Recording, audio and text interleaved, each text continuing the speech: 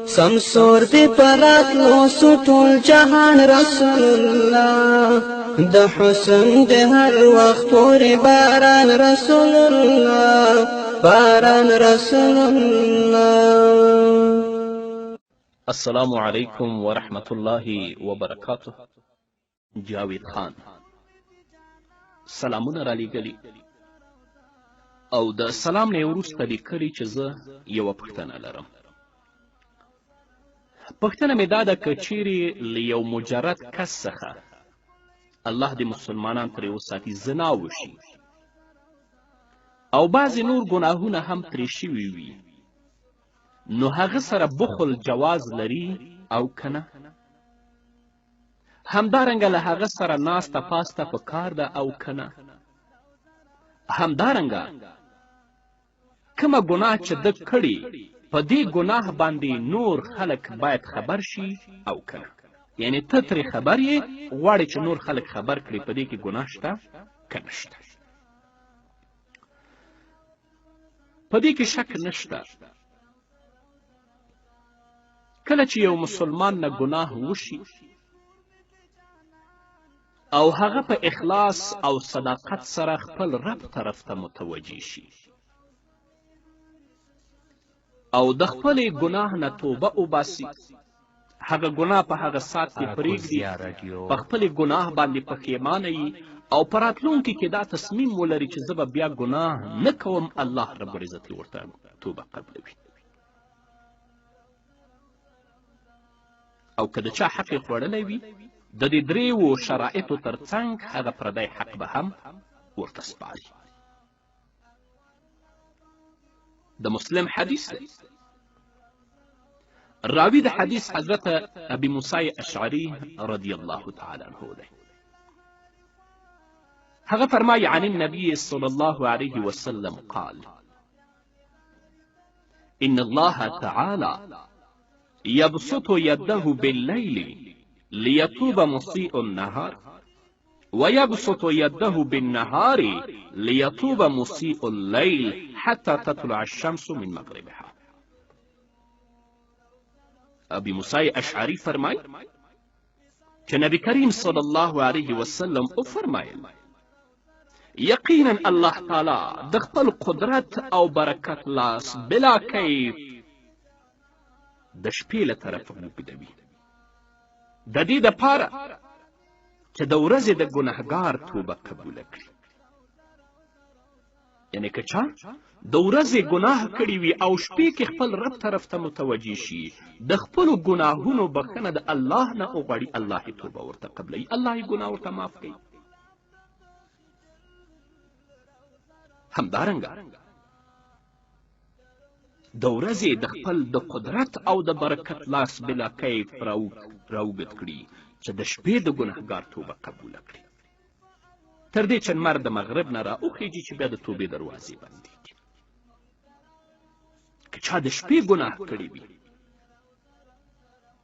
او د ورځې الله ته د تضرع او د عاجزي لاسونه پورته کړي، خپل رب نه د خپل ګناهونو بخښنه وغواړي، په خپلې ګناه باندې پښیمانه شي، هغه ګناه پرېږدي او په راتلونکي کې پوخ عزم او تصمیم ولري چې زه به بیا دا ګناه نه کوم، الله رب العزت یې توبه قبلوي او ګناه یې ورته معاف کوي.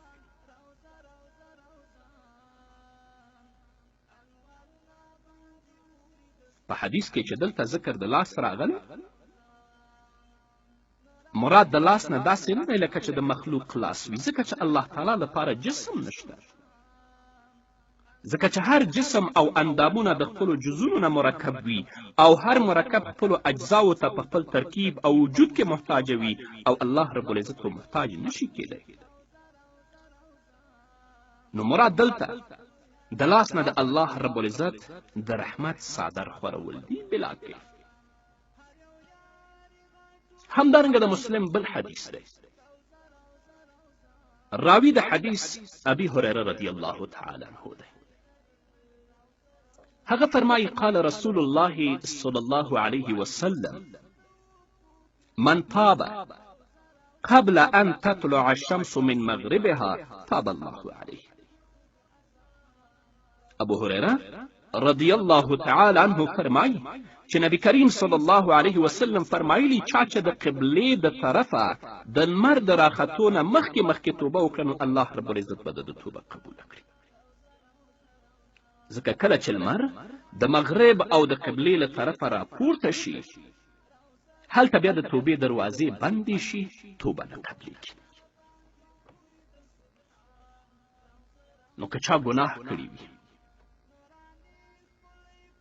په ځانګړې توګه ګناه چې هغه محسن نه وي باید هغه په درو ووهل شي، او که داسې نه وي څوک یې آګاه و خبر نه وي لکه تاسو غوندې یو کس پرې خبر وي خپل رب ته دې متوجه شي او د خپل رب نه دې د خپلو ګناهونو بخښنه وغواړي.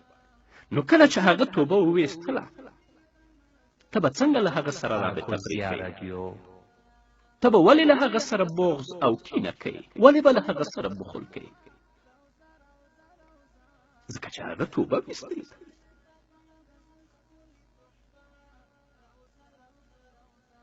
د مسلم حدیث دی. راوی د حدیث حضرت ابي هريره رضی الله تعالی عنه دی. هغه فرمایي عن النبي صلى الله عليه وسلم قال لا يستر عبدا في الدنيا إلا ستره الله يوم القيامة. ابو هريره رضی الله تعالی عنه فرمایي چې نبی کریم صلی الله علیه وسلم فرمایي کوم یو بنده چې په چا باندې په دنیا کې پرده واچوي نو الله تعالی به په ده باندې په ورځ د قیامت کې پرده واچوي. یو مسلمان نه یوه ګناه شوې هغه توبه کړې ده خو ته پرې خبر یې، ته په همدغه مسلمان باندې پرده اچوې د قیامت په ورځ به الله رب العزت ستا په عیبونو باندې پرده واچوي.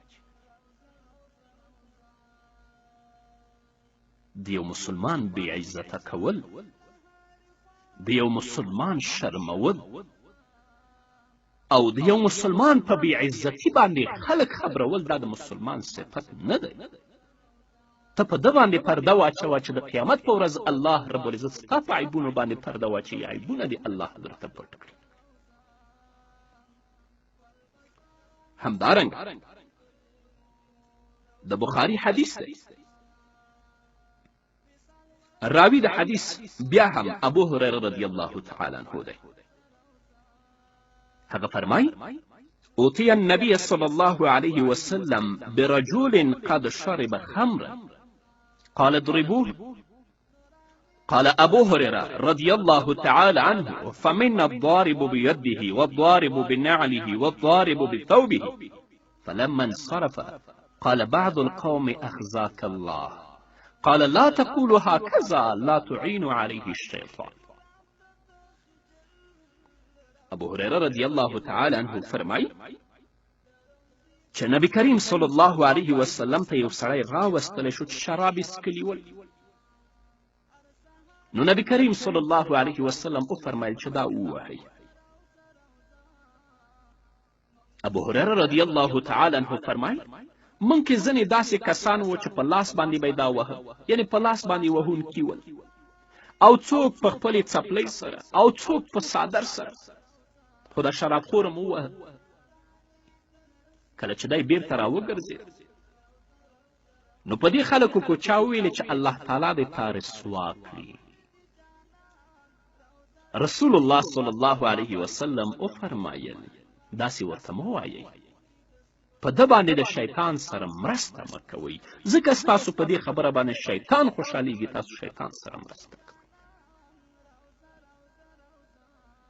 نو د مسلمانانو په عیبونو باندې پردې واچوئ تر څو الله رب العزت ستاسو په عیبونو باندې د قیامت او د حشر په ورځ پردې واچوي.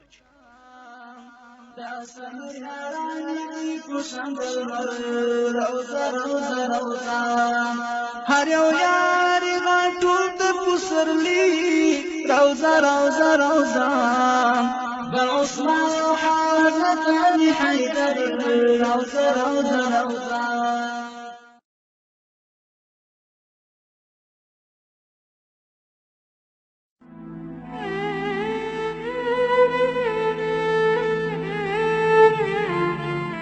د ژوند لار. د خزان سیلی وهلی مسافر یم،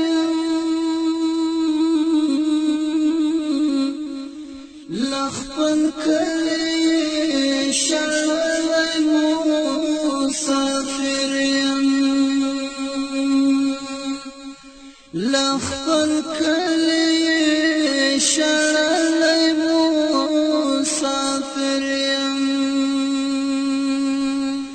څوک پوښتنه مې د مرګ او ژوندون نه کړي، خدای خبر چې هېر کړی مسافر یم. بسم الله الرحمن الرحيم. الحمد لله رب العالمين حمد الشاكرين. الصلاة والسلام على سيد الأنبياء والمرسلين سيدنا ونبينا وشفيعنا ومولانا محمد وعلى آله وأصحابه الطيبين الطاهرين. قدرمنو اوریدونکو د ژوند لارې د خپرونې مینوالو، السلام علیکم ورحمة الله وبرکاته. ستاسو روغتیا او خوشحالي د پاک رب نه غواړم، په دې هیله چې د صحت او عافیت جامې پر تن ولرئ او خوشحالي مو په برخه وي. دا دی زه محمد یاسین فهیم د ژوند د لارې د خپرونې په وړاندې کولو کې ستاسو په خدمت کې یم. زموږ د نن ورځې د خپرونې موضوع بیا هم له ګناهونو څخه د خلاصون لارې. درنو اوریدونکو، تقوا او د الله رب العزت نه ویره هغه څه ده چې په دې باندې الله رب العزت موږ د ګناهونو نه ساتي، ځکه په دنیا او په آخرت کې د انسان نجات، د انسان کامیابی د الله رب العزت او د هغه د رسول صلی الله علیه وسلم په پیروي کې ده. الله رب العزت په سورة احزاب کې فرمایي: ومن یطع الله ورسوله فقد فاز فوزا عظیما. او هر هغه څوک چې د الله او د هغه د پیغمبر پیروي وکړي نو لویه کامیابي ور په برخه شو. د الله تعالی او د هغه د پیغمبر صلی الله علیه وسلم د اطاعت او پیروي معنا دا ده چې بنده خپل ټول کړه وړه د اسلامي شریعت سره برابر وګرځوي، یا په بل عبارت انسان هغه کار وکړي چې الله ورته امر کړی او له هغه کار څخه ځان وساتي چې الله رب العزت ورڅخه منع کړی.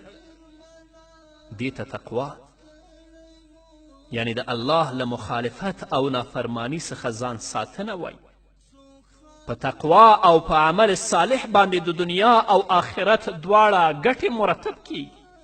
الله رب العزت په سورة نحل کې 89 آیت کې فرمایي: من عمل صالحا من ذکر او انثى وهو مؤمن فلنحيينه حياة طيبة ولنجزينهم اجرهم باحسن ما كانوا يعملون.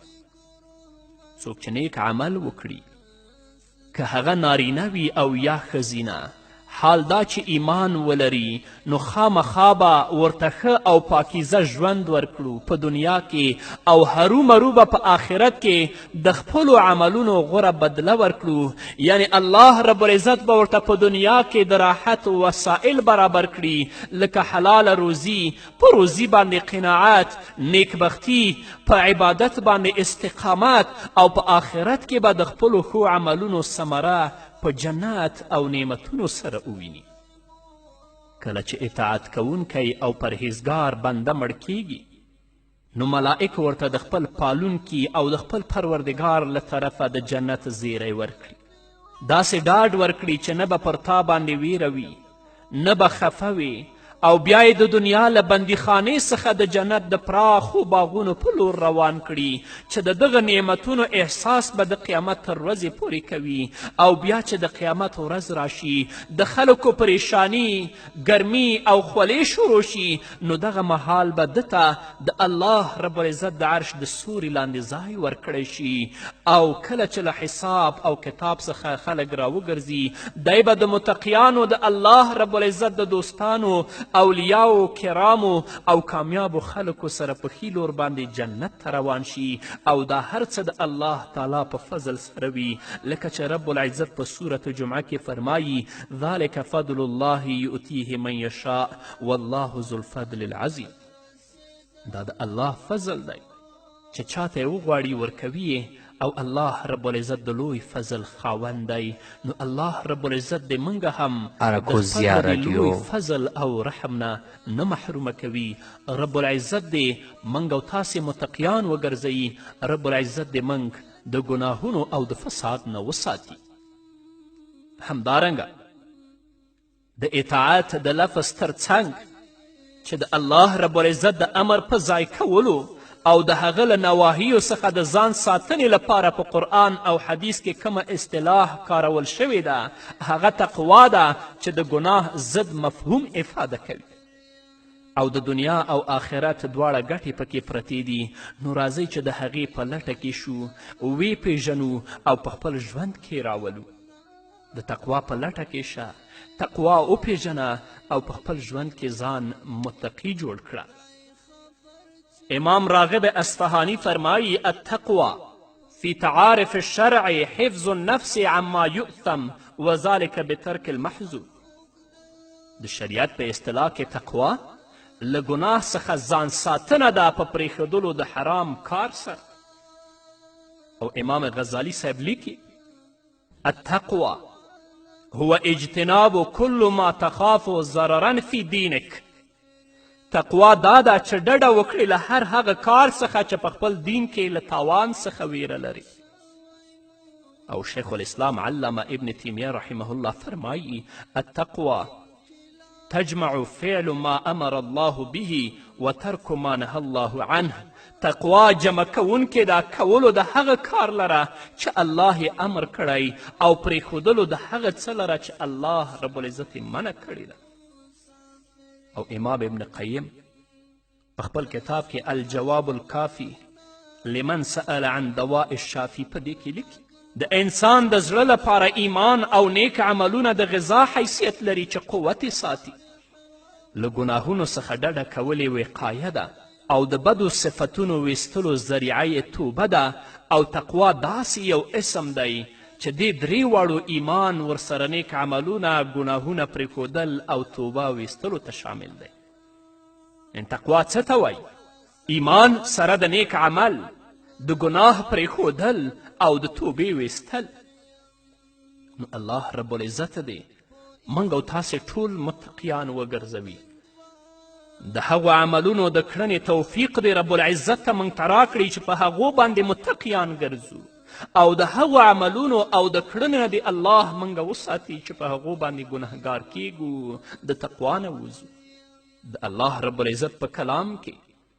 او د محمد رسول الله صلی الله علیه وسلم په مبارکو احادیثو کې د تقوا ډیر اهمیت بیان شوی الله رب العزت په سورة نساء کې په 121 آیت کې فرمایي ولقد وصینا الذین اوتوا الکتاب من قبلکم و ایاکم ان اتقوا الله په تحقیق سره له تاسې مخکې د کتاب خاوندانو ته مو د دې امر کړی و چې له ما څخه وویریږئ او زما له نافرماني څخه ځانونه وساتئ او تاسې ته مو هم دا امر دی امام غزالی صاحب لیکي کله چې الله رب العزت خلکو ته د تقوا په دغه یو خصلت باندې امر او توصیه وکړه لومړني او وروستني ټول بندگان سره ورباندې را یو ځای کړل او په همدې باندې اقتصار وکړه نو په دې پوه شئ چې دا داسې یو هدف او یوه غایه ده چې تیریدل ورڅخه نشته او نه له دې څخه بل مقصد شته دی الله رب العزت هره خیرخواهي ښوونه، سمون، تنبیه او بیداري، ادب ورکول، زده کړه او تصحیب، دا ټول په دې یو وصیت کې سره رانغښتي چې هغې ته تقوا وایي، کومه چې د دنیا او آخرت ټولو ښېګڼو لره شامله او د عبودیت او بندګي لوړو درجو ته د رسونکو وسایلو لپاره کافي کیدونکې ده. همداراز امام غزالی صاحب وایي په خپل کتاب کې منهاج العابدین الی الجنه، په دې پوه شه چې تقوا کمیافته خزانه ده.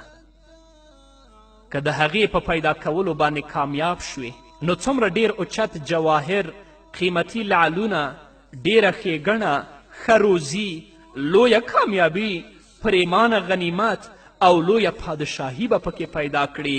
گویا چې د دنیا او آخرت ټولې ښېګڼې را یو ځای شوې او بیا د دې یو خصلت او صفت لاندې وګرځول شوې چې هغه تقوا ده.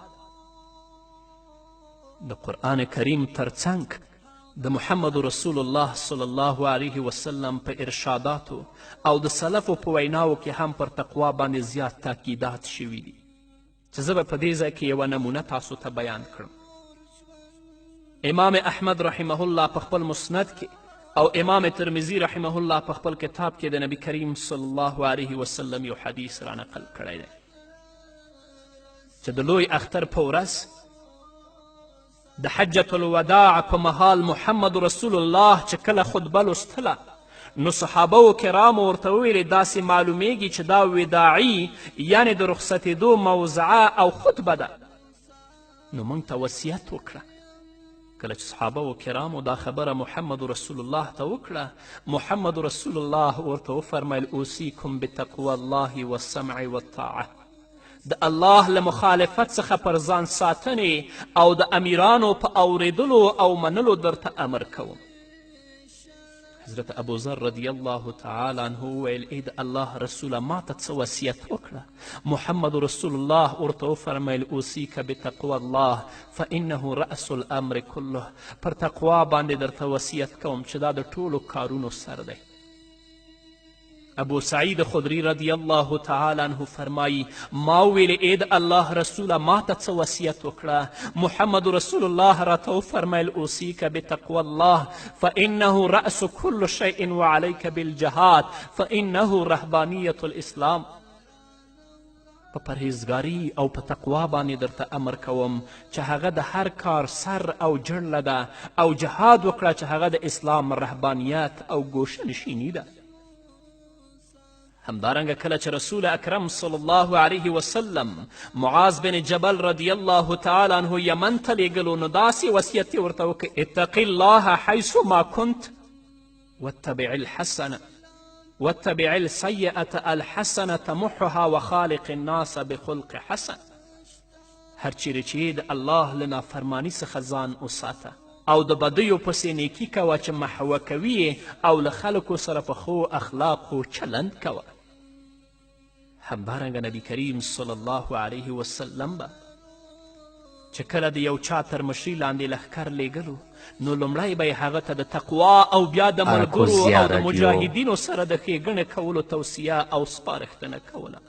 رسول الله صلی الله علیه وسلم به په خپلو دعاګانو کې له الله رب العزت څخه د نورو ښېګڼو او غوره عملونو غوښتنې ترڅنګ د تقوا سوال هم کولو، لکه چې په یوې دعا کې رسول الله فرمایي اللهم انی اسألک الهدى والتقى والعفة والغنى. ای ربه د سمې لارې، پرهیزګاري، سلامتیا، پاکدامني او موړوالي سوال در څخه کوم.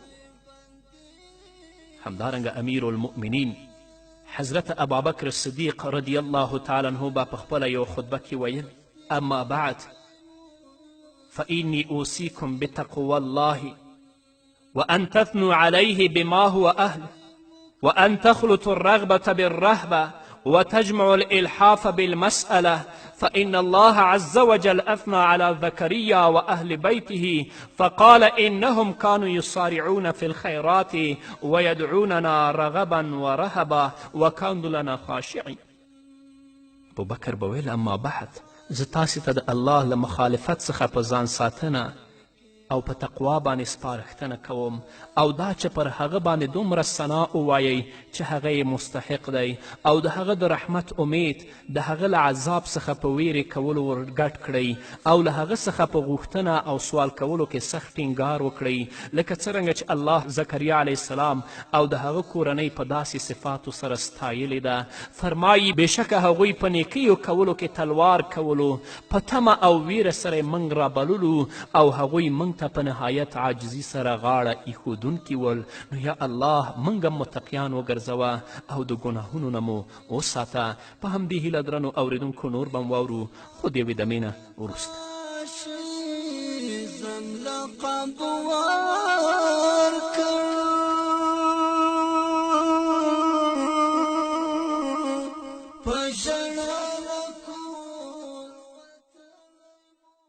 د خزان سیلی وهالی مسافر یم لخپل کلی شړلی مسافر یم لخپل کلی شړلی مسافر یم څوک پوښتنه مې د مرګ او ژوندون نه کړي خدای خبر چې هېر کړی مسافر یم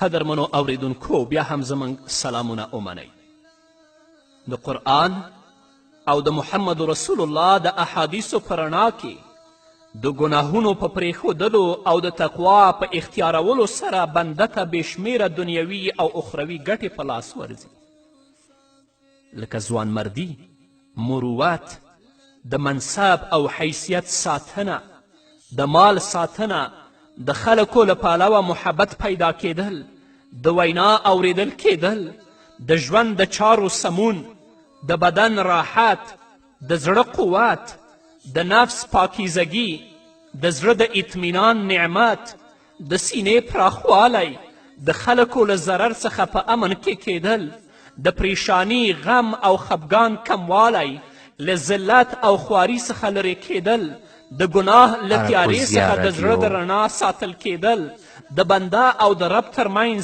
د وحشت او نابلدتیا ختمیدل ملائکو ته نږدې کېدل او داسې نورې بېشمېره فایدې چې الله رب العزت د تقوا په وسیله متقي ته ورکوي امام غزالی رحمه الله وایي کله چې موږ په قرآن کریم کې تقوا تر مطالعې لاندې ونیسو او په هغې کې فکر وکړو نو به ګورو چې تقوا ډیرې ګټې لري د ډیرو ثوابونو او اجرونو وعده ورباندې شوې ده ډیره لویه نیکبختي او سعادت ورباندې مرتب دی چې په دې ځای کې به انشاء الله زه یوازې هغه 12 مهم خصلتونه او ګټې تاسو ته بیان کړم اول د بنده ستاینه او مدحه لکه چې الله رب العزت په صورت آل عمران کې 186 آیت کې فرمایي وان تصبروا وتتقوا فان ذلك من عزم الامور که چیرې تاسې صبر وکړئ او پرهیزګاري اختیار کړئ نو دا د همت له کارونو څخه دی که ته متقي شې د الله رب العزت نه وویرېږې د الله د حکمونو او د اوامرو پابند شي رب العزت به ستا ستاینه وکړي لکه چې فرمایي وان تصبروا وتتقوا فان ذلك من عزم الامور دویم د الله په حفظ او ساتنه کې داخلیدل او له دشمنانو څخه حمایت لکه چې الله رب العزت په صورت آل عمران کې انشاء الله 120 آیت کې فرمایي وان تصبروا وتتقوا لا يضركم کیدهم شیئا که چیرې تاسو صبر وکړئ تقوا اختیار کړئ نو د دښمنانو دسیسه او تدبیر به تاسې ته هیڅ ضرر ونه رسوي که غواړې چې الله رب العزت دې د دښمن د دسیسې او د بد تدبیر نه وساتي نو تقوا اختیار کړه د رب العزت نه وویرېږه دریم د الله تایید او نصرت لکه چې الله رب العزت په سورة نحل کې فرمایي ان الله مع الذین اتقوا والذین هم محسنون، بېشکه الله رب العزت له متقیانو او هغو خلکو سره دی چې ښېګڼه کوونکي دي. همدارنګه الله رب العزت فرمایي والله ولی المتقین، الله رب العزت د پرهیزګارانو دوست دی.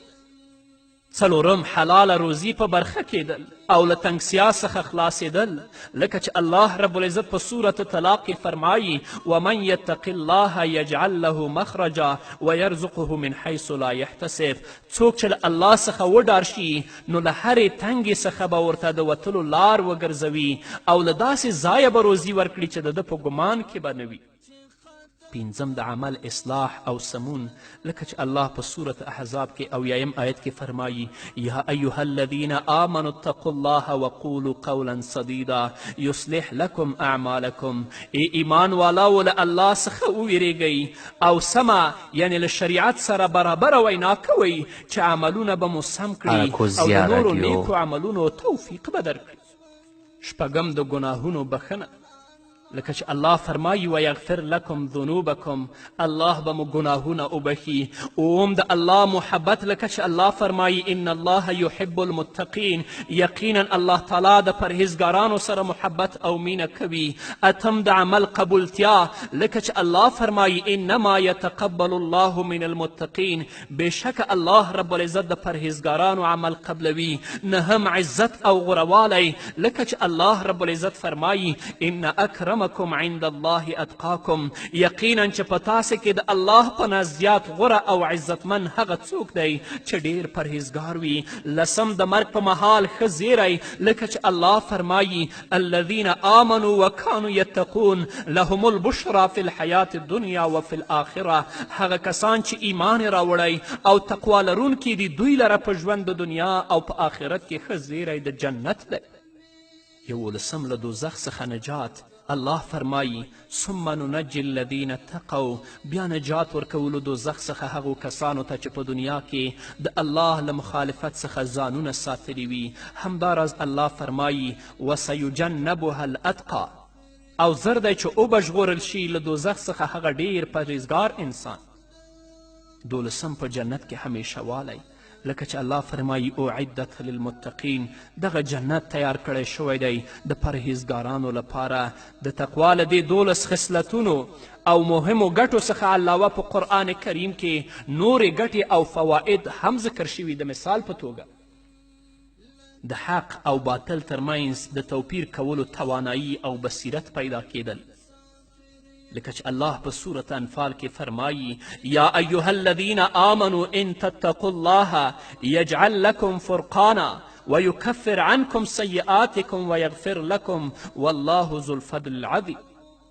ای مؤمنانو که تاسې تقوا اختیار کړئ، الله به تاسې ته نجات او د حق او باطل ترمنځ د بیلتون قوت درکړي، ګناهونه به مو محو کړي، بخښنه به درته وکړي او الله د لوی فضل څښتن دی.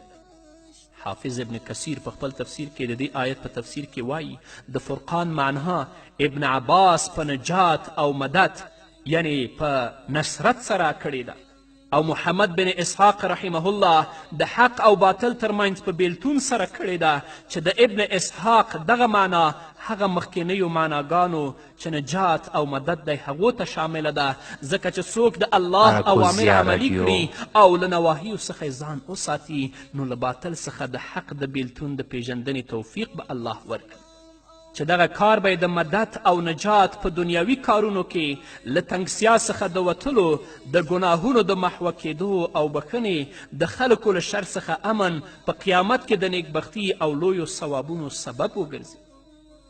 همدارنګه د کارونو آسانتیا، لکه چې الله رب العزت په خپل کلام کې فرمایي ومن یتق الله یجعل له من امره یسرا، او څوک چې له الله نه وویریږي تقوا اختیار کړي نو هغه به په کارونو کې ورته آسانتیا وګرځوي. همدارنګه د ګټور علم حاصلېدل، لکه چې الله رب العزت په سورة بقره کې فرمایي واتقوا الله ویعلمکم الله والله بكل شیء علیم، له الله نه وویریږئ چې هغه به تاسې ته پوهه درکړي او الله په هر شي باندې ډیر پوه دی. نو الله رب العزت دې موږ متقیان وګرځوي، الله رب العزت دې موږ د ګناهونو نه وساتي. نو د ګناه څخه د خلاصون لار تقوا ده. رب العزت دې زموږ ورونو او خویندو ته د هغو عملونو توفیق ورکړي چې په هغو سره متقیان ګرځي. په همدې هیله درنو اوریدونکو، دا وه زموږ د نن ورځې خپرونه چې ستاسو درانه حضور ته وړاندې شوه. تر بلې خپرونې پورې چې زه بیا هم ستاسو درانه حضور ته راځم، تاسو ټول په لوی او بخونکي الله سپارم. پاتې ژوند مو نیکمرغه، ښاد، بریالي او کامیاب اوسئ. دوی اسلام ته د فاشیزم لقب ورکړ،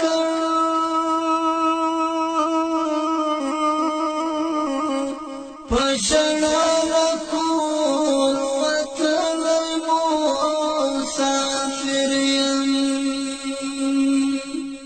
حاکمان د الوهیت دعوه کوي،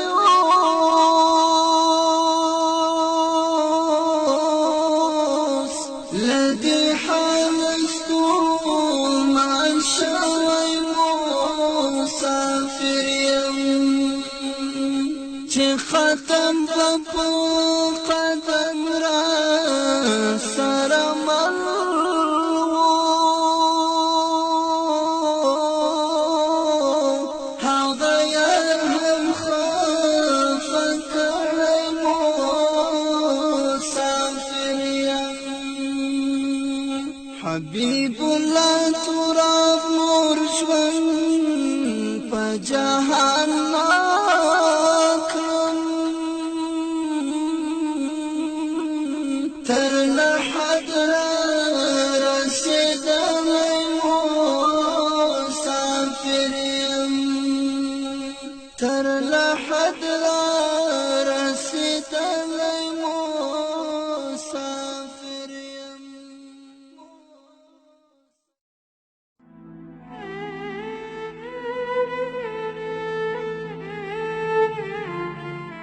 د ژوند لار.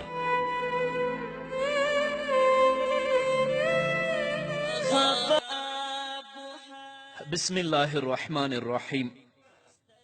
الحمد لله رب العالمين حمد الشاكرين، الصلاة والسلام على سيد الأنبياء والمرسلين، سيدنا ونبينا وشفيعنا ومولانا محمد وعلى آله وأصحابه الطيبين الطاهرين.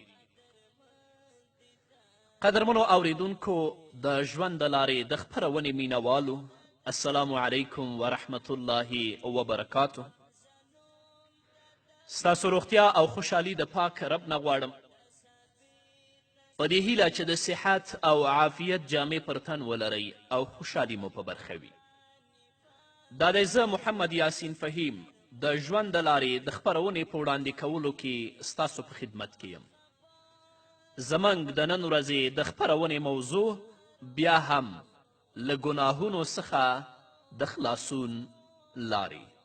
درنو اوریدونکو، په تیرې خپرونه کې تاسو ته د نظر ساتنې په هکله باندې پوره معلومات وړاندې شو.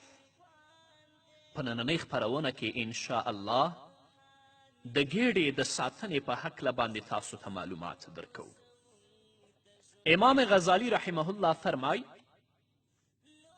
د بدن په غړو کې د ګیډې ساتل خورا سخت او ډیر ضروری دي، ځکه چې دا د نورو غړو سرچینه او معدن دی چې له همدې څخه نورو غړو ته قوت او یا کمزوري رسیږي. باید چې بنده لومړی خپله ګیډه له حرامو او مشتبهاتو څخه وساتي او بیا که ورته الله رب العزت په عبادت کې د ښه همت توفیق ورکړي، نو باید چې له اضافي حلالو هغه چې سخته اړتیا ورته نه وي د هغو څخه یې هم وساتي. له حرامو او مشتبهاتو څخه د ګیډې ساتل د دې درې کارونو او حالاتو پر بنسټ دي. اول، د دوزخ د اور له ویرې، لکه چې الله رب العزت په خپل کلام کې په سورة نساء کې 10 آیت کې فرمای إن الذين يأكلون أموال اليتامى ظلما إنما يأكلون في بطونهم نارا وسيصلون سعيرا. الله فرمای بېشکه هغه کسان چې په ظلم سره د یتیمانو مالونه خوري خامخا به قیامت کې په خپلو ګېډو کې اور وخوري او زر دی چې ګرم اور ته به داخل شي. همدارنګه د ترمذي حدیث دی. نبی کریم صلی الله علیه وسلم فرمای کل لحم نبت بالسحت فالنار اولا به. هر یوه غوښه چې په حرامو سره رالویه شي نو د هغې لپاره اور بهتر دی چې پکې اوبه سوځي.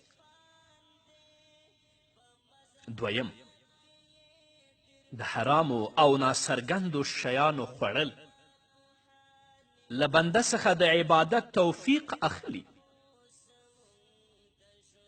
ځکه چې د الله رب العزت د خدمت لپاره پاک او صفا سیز مناسب وي، نه چټل او ناپاک. نو لکه څرنګه چې الله رب العزت خپل کور یعنی مسجد ته د جنوب انسان ننوتل منع کړي دي، او لکه څرنګه چې خپل کتاب راخیستل د ناپاک او بې اودسه مسلمان لپاره حرام ګرځولی دي، سره له دې چې جنابت او بې اودسي دواړه روا او مباح حالتونه دي، نو د چا په نس او ګیډه کې چې د حرامو او مشتبهاتو څخه وي، څنګه به د الله عبادت او ذکر په صحیح توګه ترسره کړي. یحیی بن معاذ رازی رحمه الله فرمای طاعت د الله په خزانو کې ذخیره شوی دی. د دغه خزانو کنجي یا د دغو خزانو کلي دعا او غاښونه حلال خوړل دي. نو کومه کلي چې غاښونه ونه لري دروازه به خلاصه نه کړي، او چې دروازه ورته خلاصه نشي نو څنګه به د طاعت خزانې ته ورسیږي. دریم، حرام او مشتبه شیان خوړل بنده له نیکي کولو څخه محروموي، او که فرضاً د نیکي کوم کار وکړي نو هغه مردود دی، نه منل کیږي، الله څخه کوم ارزش نه لري، چې په دې توګه به بې له ستړیا او وخت تېرولو نور هیڅ په لاس ورنشي. لکه د نسایی او ابن ماجه حدیث دی. نبی کریم صلی الله علیه وسلم فرمایی کم من قائم لیس له من قیامه الی السحر وکم من صائم لیس له من صیامه الا الجوع. او په ځینې روایتونو کې د کم په ځای د روبه لفظ راغلی. رسول الله صلی الله علیه وسلم فرمای ډیر د شپې لمونځ کوونکي داسې دي چې پرته له بېخوبي بل څه نه ورکول کیږي، د هغې له ثواب څخه به محروم وي. او ډیر روژتیان داسې دي چې بې له لوږې او تندې بل څه نه ورکول کیږي، د روژې له اجر څخه به محروم وي. او حضرت عبدالله ابن عباس رضی الله تعالی عنهما فرمای لا يقبل الله صلاة امرئ في جوفه حرام. الله رب العزت د هغه چا لمونځ نه قبلوي چې په ګیډه کې حرام وي. او هر چې اضافي حلال او ډیر خوراک کول دي نو هغه د طاعت لپاره یو آفت او په عبادت کې د کوشش کوونکو خلکو لپاره مصیبت وي، چې په هغې کې 10 آفتونه دي. انشاءالله په تفصیل سره به تاسو ته وړاندې کوم. اول، د ډیر خوراک له امله زړه سختیږي، رڼایي یې له منځه ځي. دا ځکه چې د معدې مثال د دیګ دی، او هغه دیګ د زړه لاندې دی چې په خوراک کولو سره جوش کوي او بخار ورڅخه پورته کیږي، نو زیات بخار یې ګرموي او لوګی ورباندې پرې باسي. نو چې کله تا زیات خوراک وکړه، معدې ته دې واچوه، معده دې د دیګ په شان ده او دا دیګ د زړه لاندې دی چې په ډیر خوراک کولو سره هغه جوش کوي، بخار ورڅخه پورته کیږي. نو چې زیات بخار شه هغه ګرموي، لوګی ورباندې پرې باسي، رڼایي یې ختموي. دویم، په زیات خوراک سره د بدن نور غړي په فتنه کې اچول کیږي او شهوتونه یې راپارېږي. کله چې انسان له حد څخه زیات موړ شي نو غړي یې حرکت کولو ته میلان کوي. مثلا سترګې حرامو ته د کتلو میلان کوي، ژبه یې خبرو ته، شرمګاه یې شهوت پوره کولو ته، او که وږی وي نو ټول اعضا یې ساکن او آرام وي. دریم، په زیات خوراک کې د فهم او د عقل کموالی دی، ځکه چې ډیر خوړل او ګیډه ډکول ذکاوت او هوښیارتیا له منځه وړي او په عقل کې تغییر راوړي چې دا یو لیدل شوی او تجربه شوی حقیقت دی. تاسې وګورئ په خپل کلي، کور او ټولنه کې هغه کسان چې د حد نه زیات خوراک کوي د هغه فهم هم کم وي او د هغه عقل هم کم وي. څلورم آفت، په ډیر خوراک سره په عبادت کې کموالی راځي. کله چې انسان ډیر خوراک وکړي نو د هغه بدن دروند شي، په هغه باندې خوب غالب شي، د هغه غړي سست شي چې بیا د خوب سره لاس په ګریوان شي. علما لیکي چې حضرت یحیی علیه السلام ته ابلیس په داسې حال کې ښکاره شو چې رسۍ او د ښکار دامونه ورسره ول. حضرت یحیی علیه السلام ورته وویلې دا څه دي؟ هغه ورته وویلې دا هغه شهوتونه دي چې انسانان پرې ښکار کوم.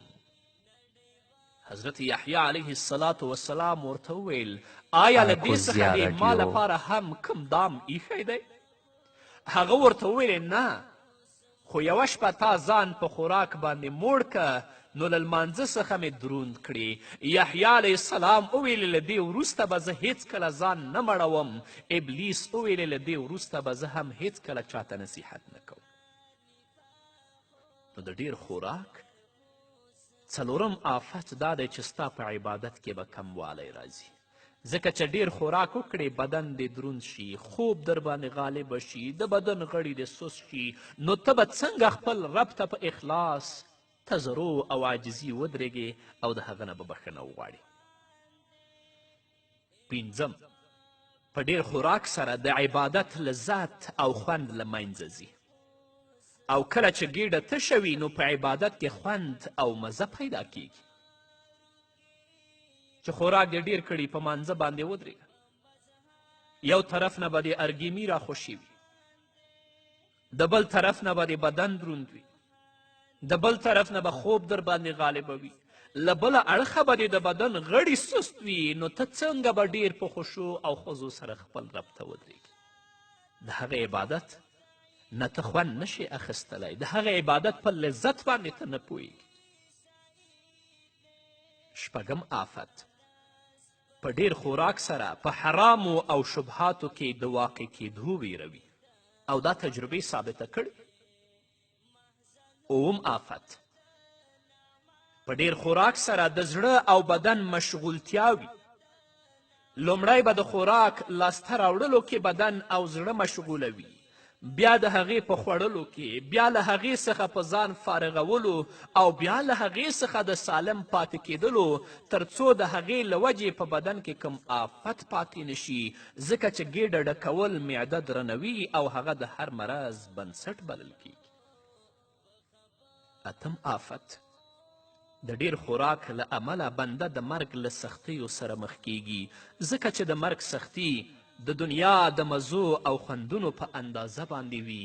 الله رب العزت دې د مرګ سختی په موږ او تاسو باندې آسانه کړي. نهم آفت، په آخرت کې د ثواب له نقصان سره مخ کیدل. همدا وجه ده چې د رسول الله صلی الله علیه وسلم ځینو ملګرو به له ځینو خوندورو څکلو او خوړلو ډډه کوله، د دې له ویرې چې د آخرت له ثواب څخه محروم نشي او یا یې نیکي کمه نشي. لسم آفت، له بند، حساب او ملامتیا سره مخ کیدل، ځکه چې په آخرت کې به له انسان سره د حلالو حساب کیږي، په حرامو به ورته عذاب ورکول کیږي، خو اضافي حلالو پسې ګرځېدل او د هغې استعمال د ادب خلاف کار دی. دا هغه 10 آفتونه دي چې امام غزالی رحمه الله په خپل کتاب کې منهاج العابدین الی الجنت کې پوره په تفصیل سره بیان کړي دي. نو الله رب العزت دې موږ ته توفیق راکړي چې د خپلو د ګېډو ساتنه وکړو، په ځانګړې توګه د حرامو او د مشتبهاتو څیزونو نه. ځکه کومه ګېډه کې چې حرام پراته وي هغه به څنګه د الله عبادت وکړي؟ کومه غوښه چې په حرامو باندې نمو کوي، په حرامو باندې قوت اخلي، هغه به څنګه جنت ته داخل شي؟ او کومه ګېډه چې د حد نه زیاته د خوراک او د څښاک نه ډکیږي، هغه بدن به څنګه رب ته ودرېږي او په تضرع او عاجزي سره به د خپل رب نه بخښنه وغواړي. د الله رب العزت نه ځان لپاره، تاسو لپاره او د نړۍ ټولو مسلمانانو لپاره د نیکو اعمالو د توفیق غوښتونکی یم. په همدې هیله درنو اوریدونکو نور به م واورو، خو د یوې دمې نه وروسته. قدرمنو اوریدونکو بیا هم زموږ سلامونه ومنئ. 5 د شرمګاه ساتنه. الله رب العزت په خپل کلام کې په سورة معارج کې 29 آیت نه تر 31 آیته پورې فرمای: والذین هم لفروجهم حافظون الا على ازواجهم او ما ملكت ایمانهم فانهم غیر ملومین فمن ابتغى وراء ذلك فاولئک هم العادون. الله فرمای او هغه کسان چې خپلو شرمګاو لره ساتونکي دي مګر هغوی د خپلو ښځو او وینځو سره په شهوت پوره کولو او جما باندې ملامت نه دي، نو څوک چې له دې اخوا بله لار د شهوت پوره کولو ولټوي نو همدوی له حد څخه تیری کوونکي دي. همدارنګه د بخاري او د مسلم حدیث دی. رسول الله صلی الله علیه وسلم فرمای: من یضمن لی ما بین لحییه و ما بین رجلیه اضمن له الجنه. څوک چې ماته د 2 ژامو ترمنځ یعنی د ژبې او د 2 پښو ترمنځ یعنی د شرمګاه د ساتنې ضمانت راکړي نو زه هغه ته د جنت ضمانت ورکوم. راشه نن په ژبه باندې دروغ مه وایه، راشه نن په ژبه باندې غیبت مه کوه، راشه نن په ژبه باندې چا پسې تور مه تړه، نن په ژبه باندې ناروا فحش مه وایه، شکنځل مه کوه. په آخرت کې الله رب العزت په حضور کې محمد رسول الله تا ته د جنت ضمانت کوي. همدارنګه د خپلې شرمګاه ساتنه وکړه، حرامو ته مه نږدې کیږه. د اخلاقي فساد، د زنا او د نورو فسادونو نه ځان وساته چې محمد رسول الله د جنت ضمانت درکړي. او که د ژبه بې مهاره پریښې وه، شهوت بې مهاره و، نو د محمد رسول الله صلی الله علیه وسلم له طرفه تا ته بیا د جنت ضمانت نشته. نو باید چې بنده هرې هغې وسیلې ته له نږدې کېدو څخه ځان وساتي کومه چې د زنا وسیله ده. رب العزت په سورة اسراء کې فرمای: ولا تقربوا الزنا انه کان فاحشة وساء سبیلا. او تاسې زنا ته مه نږدې کیږئ، بېشکه چې هغه فاحش کار او بده لار ده. او امام شافعی رحمه الله فرمای: هغو کسانو چې په خپل ژوند کې د بل چا ناموس ته په سپکه سترګه باندې وکتل، د زنا مرتکب شول، سبا به دا په ده باندې پور دی او دا پور به د خپلې کورنۍ د غړو نه ادا کوي. الله دې موږ ترې وساتي، الله دې په موږ باندې رحم وکړي، الله دې زموږ حفاظت وکړي. نو د زنا له وسایلو څخه یو هم نامحرمو ته کتل دي، لکه څرنګه چې مخکې په دې مسئله باندې د نظر ساتنې په موضوع کې پوره په تفصیل سره زه وغږېدلم. په اسلامي شریعت کې غیر ارادي او یو ناڅاپي کتل منع نه دي، بلکې ارادي او اختیاري کتل منع دي. لکه څرنګه چې په یو روایت کې راځي، محمد رسول الله صلی الله علیه وسلم فرمای: کتل دې یو بل پسې مه کوه. او په پای کې وایي فانما لک الاولی ولیس لک الاخرى. تا ته لومړی ځل بې قصده کتل روا دي، خو له هغې وروسته دویم ځل درته ناروا دي. او په بل روایت کې راځي رسول الله صلی الله علیه وسلم فرمایي لک الاولی و علیک الثانی. اول ځل کتل تا لپاره دي او دویم ځل پر تا باندې دي چې حساب به در سره کیږي. او ځینې داسې د دین نه بېخبره د دین نه لرې ځوانان موږ په خپله ټولنه کې وینو. بې ستره خو پرېږده که ځینې محجبې خویندې هم په یو لاره باندې د یو ضرورت لپاره ځي، دوی سترګې پسې اچولي. ته خپله خور نه لرې په کور کې، ته خپله مور نه لرې په کور کې، ته خپله میرمن نه لرې په کور کې. که څوک هغوی ته په سپکه سترګه باندې وګوري، ته په هغو باندې نه خفه کیږي، نو هغه هم ګرانه وروره د چا خور ده، د چا مور ده یا د چا میرمن ده. اخر ولی علا بن زیاد رحمه الله فرمای سترګې دې د پردۍ ښځې فکري یعنې پوړنې پسې مه کوه، بېشکه چې نظر په زړه کې شهوت پیدا کوي. نن سبا چې د فتنو دور دی، د زنا او ناروا جنسي تماسونو بیلابیل داسې وسایل ایجاد شوي دي چې ډېر کم ځایونه به ورڅخه پاتې وي، لکه فاسدې او چټلې مجلې، هغه فاسد اخبارونه چې په هغو کې بربنډ عکسونه نشریږي، د ټنګ ټکور یا د موسیقي وسایل، فاسدې سیډیګانې، همدارنګه د انټرنیټ، فیسبوک او فضایي چینلونو ناروا پروګرامونه او داسې نور. نو باید چې یو مسلمان د دغسې ناروا وسایلو له استعمال څخه ډډه وکړي او ټول هغه تدابیر په کار واچوي چې عفت او پاکدامني ور په برخه کوي. خو په تاسف سره نن ورځ زموږ ډیری ورونه او ډیری خویندې په هغو لارو باندې روان شوي، هغه څه استعمالوي چې دوی نه عفت او پاکدامني وړي، دوی په بېحیایي او په بېعزتي کې ورغورځوي. د عفت او پاکدامني په نعمت کې د پاتې کېدو او یا د هغې ترلاسه کېدو لپاره باید چې دغه نبوي توصیې ته هم متوجه اوسو.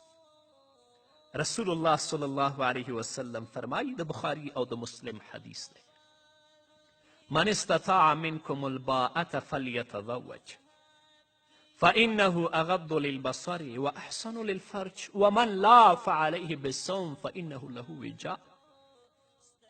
محمد رسول الله فرمای له تاسې چې څوک توانایی یعنی بدني او مالی توانایی ولري، نو واده دې وکړي چې هغه نظر او سترګو لره ښه ښکته کوونکی او شرمګاه لره ښه ساتونکی دی. او څوک چې توان نه لري، نو په هغه باندې نفلي روژه نیول دي چې هغه به د ده لپاره وقایه او ساتنه وي. الله رب العزت دې موږ د حرامو نه وساتي. رب العزت دې موږ ته د هغو اعمالو توفیق راکړي چې د هغو په عملي کولو سره زموږ رب زموږ نه راضي کیږي، او د هغو بدو عملونو دې الله رب العزت موږ ته نجات راکړي چې د هغو په ترسره کولو سره زموږ رب زموږ نه ناراضه کیږي. په همدې هیله درنو اوریدونکو، دا وه زموږ د نن ورځې خپرونه چې البته د حج د رخصتیو نه وروسته ما ستاسو درانه حضور ته وړاندې کړه. تر بلې خپرونې پورې چې زه بیا هم ستاسو درانه حضور ته راځم، تاسو ټول په لوی او بخښونکي پروردګار سپارم. پاتې ژوند مو نیکمرغه، ښاد، بریالي او کامیاب اوسئ.